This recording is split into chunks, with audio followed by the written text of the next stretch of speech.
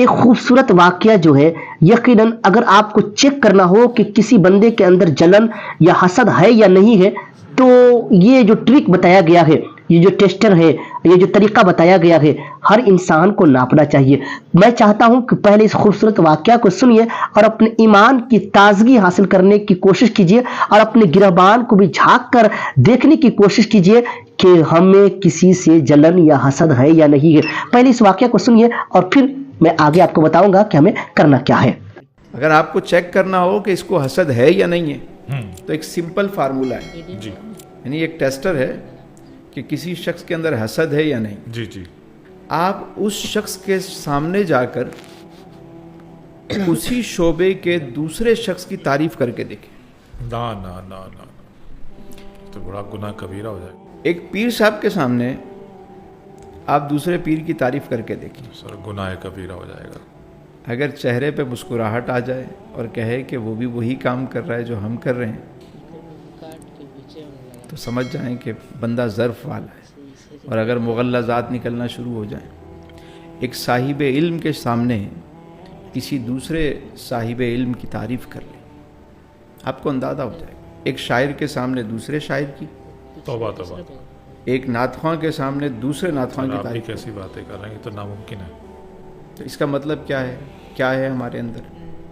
حسد ہے۔ ایک قوال کے سامنے دوسرے قوال کی تعریف کریں، ایک سیاست دان کے سامنے دوسرے سیاست دان کی تعریف کر کے دیکھیں، ایک کرکٹر کے سامنے دوسرے، ایک اداکار کے سامنے دوسرے اداکار کی تعریف کریں۔ نا نا نا، اگر ظرف والا بندہ ہے تو وہ کیا کہے گا؟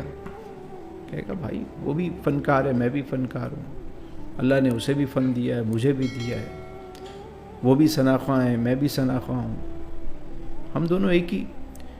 یعنی مجھے یاد ہے ایک اللہ والے تھے، ان کا ایک ادارہ تھا، جی دینی درسگاہ تھی بہت بڑی، اور بہت بڑے نیک آدمی، واقعی اللہ والے تھے۔ ماشاء اللہ۔ عارفین کے یہاں جو سب سے اہم چیز جس پہ کام کیا جاتا ہے وہ اندرونی بیماریاں ہیں، باطنی بیماریاں۔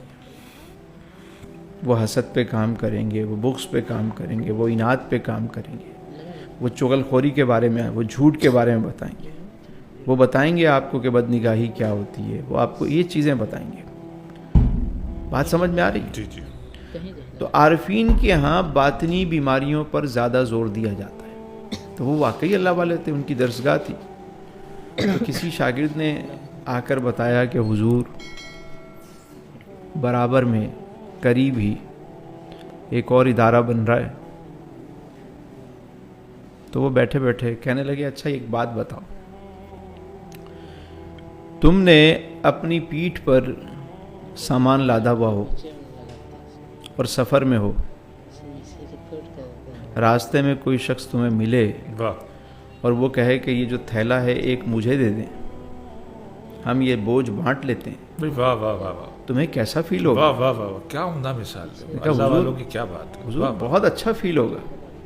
کہا بس وہ تو محسن ہے، واہ واہ واہ، ہمارا بوجھ کم کرنے آ گئے، اس پورے علاقے میں ذمہ داری بھی ہم پہ تھی، معاملات بھی ہم پہ تھے، پکڑ بھی زیادہ ہماری ہوتی ہے اگر غلطی ہوتی تو، اب بوجھ تقسیم ہونے ہو جا رہا ہے۔ سبحان اللہ، سبحان تو بڑی اچھی بات ہے اللہ، بھائی، سبحان اللہ، سبحان اللہ، انہیں تو آپ مٹھائی بھجوائیں۔ بہت عمدہ مثال دی، سبحان اللہ، یعنی آپ جس شعبے میں کام کر رہے ہیں اگر اسی شعبے میں کوئی اور آ گیا ہے تو یار آپ کو تو خوش ہونا چاہیے۔ واہ واہ واہ، یہی وجہ ہے کہ ایک عارف کے ایک مرید تھے، وہ جانے لگے تو کہا حضور مجھے اجازت دیجئے، میں کہا بیٹا جاؤ، کہا کچھ نصیحت کیجئے۔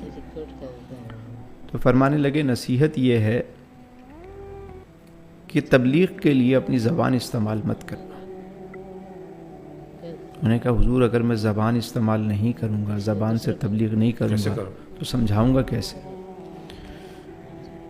فرمایا اپنے کردار سے، واہ واہ، کم بولنا۔ کیا عمدہ بات ہے، کیا عمدہ بات ہے، واہ، دوسری بات، اگر تمہیں محسوس ہو جو کام تم کر رہے ہو وہی کام کوئی اور بھی کرنے آ گیا ہے تو اسے اپنا کمپٹیٹر مت سمجھنا، اسے اپنا معاون و مددگار سمجھنا۔ ماشاء اللہ، کیا عمدہ بات ہے، بہت عمدہ نصیحت ہے، واہ۔ یہ ہیں کامیابی کے نسخے۔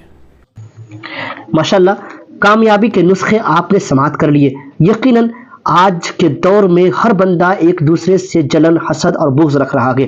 اگر کوئی ترقی کر رہا ہے، کوئی آگے بڑھ رہا ہے، تو یقیناً اس کے ٹانگ کو کھینچنے کے لیے 4 آدمی لگ جاتے ہیں، جبکہ اگر وہ بندہ ہاتھ کھینچنے کی کوشش کرے گا، اسے آگے بڑھانے کی کوشش کرے گا، تو یقیناً ہر بندہ جو ہے آگے بڑھ سکتا ہے۔ لیکن ہمیں فرصت ہو تب نہ کسی بندے سے جلن، حسد اور اس کے ٹانگ کھینچنے سے۔ اسی لیے اس ویڈیو کو زیادہ سے زیادہ شیئر کیجیے، اپنے دوستوں تک پہنچائیے اور اس پیغام کو عام کرنے کی کوشش کیجیے۔ جزاک اللہ خیر۔